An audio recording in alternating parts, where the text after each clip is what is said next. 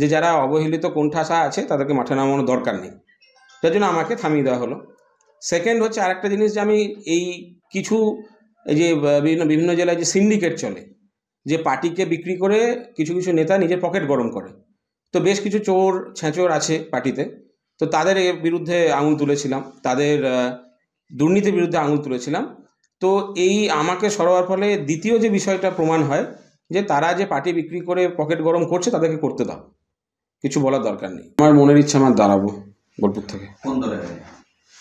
বা দাঁড়াবার জন্য বা দলের দরকার পড়ে নাকি, ইচ্ছা হলো দাঁড়িয়ে গেলাম, কারণ গণতান্ত্রিক দেশ।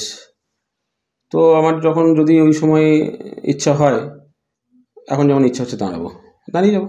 কোন দলের প্রতীকে দাঁড়াতে চাইছেন? সে আমার দলের প্রতীক দিলে তো ভালো কথা, আর এমনিতে তো গণতান্ত্রিক দেশে যে কেউ দাঁড়াতে পারে, আপনার ইচ্ছা হলে আপনি দাঁড়িয়ে গেলেন, তো সেটার জন্য মানুষ চাইলেই হলো।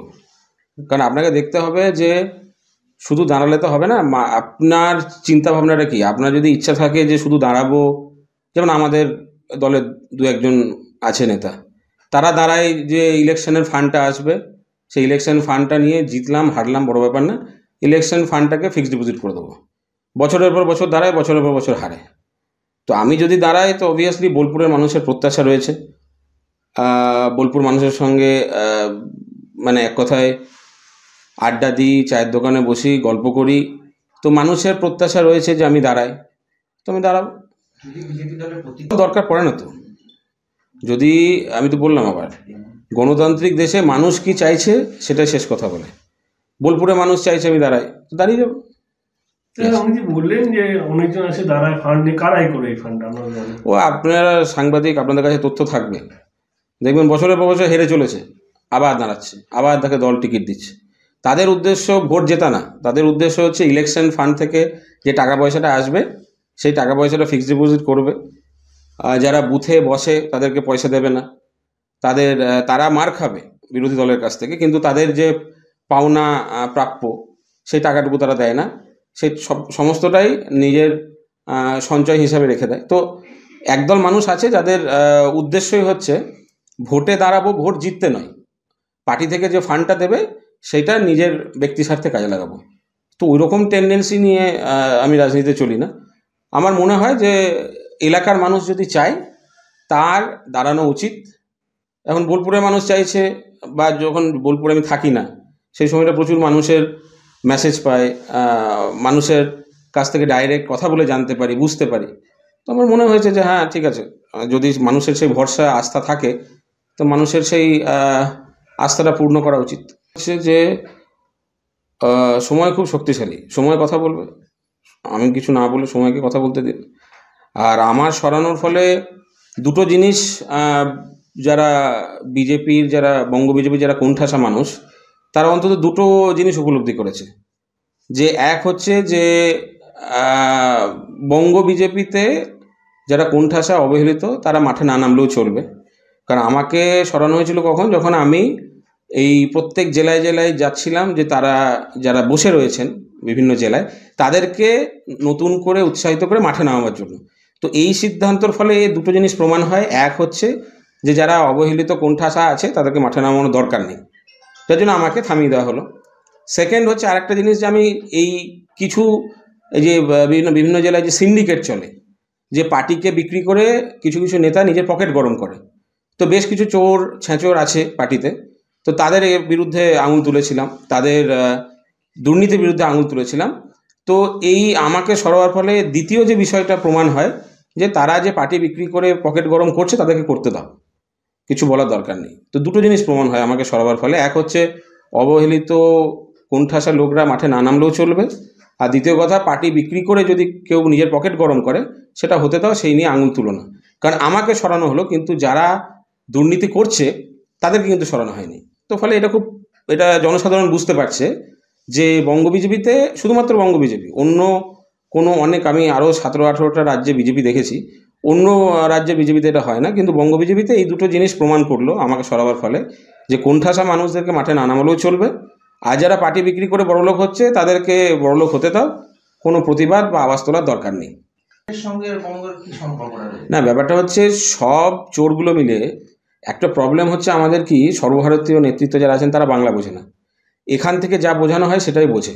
এবার ধরুন সমস্ত চোর মিলে কিছু একটা বলছে, তাহলে ওরা ভাবছে যে কেউ তো অন্য কথা বলছে না, সবাই বলছে একসঙ্গে একই কথা, তো হয়তো এর মধ্যে কোনো সত্যতা থাকে। ফলে এই ভাষার গ্যাপটা খুব মুশকিল। মানে বাংলাতে কি লেখা আছে ধরুন, আমাদের সর্বভারতীয় নেতৃত্বরা সেটা পড়তে পারেন না। ফলে এটা একটা কমিউনিকেশন গ্যাপ থেকে যায়, যার ফলে কি হয়েছে, সমস্ত চোর এক হয়ে যেটা বলেছে সেটাই সর্বভারতীয় স্তরের নেতারা মানে বিশ্বাস করে ফেলেছেন, বা হয়তো যেটা যেভাবে ওনাদেরকে ইনস্টিগেট করা হয়েছিল ওনারা সেইভাবে ইনস্টিগেটেড হয়েছিলেন। তো যার কারণে এই সিদ্ধান্ত, কিন্তু এই সিদ্ধান্তটা ঠিক হলো না ভুল হলো আগামী দিনে সেটা প্রমাণ দেবে রেজাল্ট। বাংলায় কতগুলো আসন ইলেকশন কমিটি হয়েছে বঙ্গ বিজেপিতে, তাতে আমার মনে হয় 42টাই পাবে, 2-4টে বেশি পেতে পারে। যে যারা অবহেলিত কোণঠাসা আছে তাদেরকে মাঠে নামানোর দরকার নেই, যার জন্য আমাকে থামিয়ে দেওয়া হলো। সেকেন্ড হচ্ছে আরেকটা জিনিস, যে আমি এই কিছু এই যে বিভিন্ন জেলায় যে সিন্ডিকেট চলে, যে পার্টিকে বিক্রি করে কিছু কিছু নেতা নিজের পকেট গরম করে, তো বেশ কিছু চোর ছেঁচোর আছে পার্টিতে, তো তাদের বিরুদ্ধে আঙুল তুলেছিলাম, তাদের দুর্নীতির বিরুদ্ধে আঙুল তুলেছিলাম।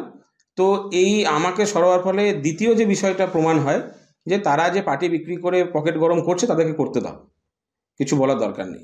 অনুপম হাজরা বিস্ফোরক মন্তব্য করেছিলেন, বলেছিলেন যে হিমালয় থেকে ঘুরে এসে চমক দেব। তার কি এই চমক ছিল? আবারও এসে বীরভূমে মাটিতে দাঁড়িয়ে উনি বঙ্গ বিজেপিকেই তীব্র আক্রমণ করলেন। উনি বলেন রাজ্যে 42টাই পাবে বিজেপি, সঙ্গে আরও 2-4টে বেশি পাবে। রীতিমতো এই মন্তব্য কিন্তু একেবারে যে ব্যঙ্গাত্মক মন্তব্য সে কিন্তু স্পষ্ট। একই সঙ্গে তিনি বোলপুর লোকসভা কেন্দ্র থেকে প্রার্থী হওয়ারও প্রকাশ করেছেন। এই মুহূর্তে বিজেপি দলেই রয়েছেন অনুপম হাজরা, তবে তার কেন্দ্রীয় যে পদ সেই পদ হারিয়েছে, নিরাপত্তা রক্ষীও হয়ে গেছে।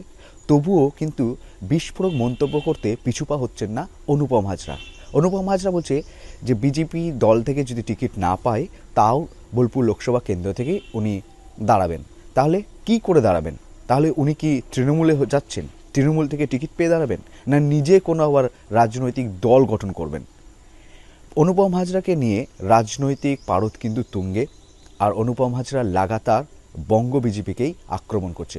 এবার কেন্দ্রের যে সরকার রয়েছে, কেন্দ্রে যে বিজেপি রয়েছে, তাদেরকে বলে যে বাংলা ভাষা তারা ঠিক বোঝে না, আর বাংলা ভাষা বোঝানোর জন্য এই যে বঙ্গ বিজেপির যে হিন্দি ভাষায় আমি কথা বলে তাদের যে বোঝাতাম, সেই বোঝানো কিন্তু বঙ্গ বিজেপি সমাধান হতো না। তার জন্য তারা কি করেছে না, বঙ্গ বিজেপি অনুপম হাজরা পিছনে লেগে কেন্দ্রীয় পদ কেড়ে নিয়েছে। এমনটাই বিস্ফোরক মন্তব্য করেছে বীরভূমের মাটি থেকে অনুপম হাজরা। আর অনুপম হাজরার এই বিতর্ক মন্তব্য একেবারে রাজনৈতিক পারদ কিন্তু আরও তুঙ্গে করে দিল। বঙ্গ বিজেপিকে তীব্র আক্রমণ, বোলপুর লোকসভা কেন্দ্র থেকে প্রার্থী হওয়ার প্রকাশ, এই সমগ্র বিষয় কিন্তু একেবারে অনুপম হাজরার অন্য ইঙ্গিতই কিন্তু দিচ্ছে।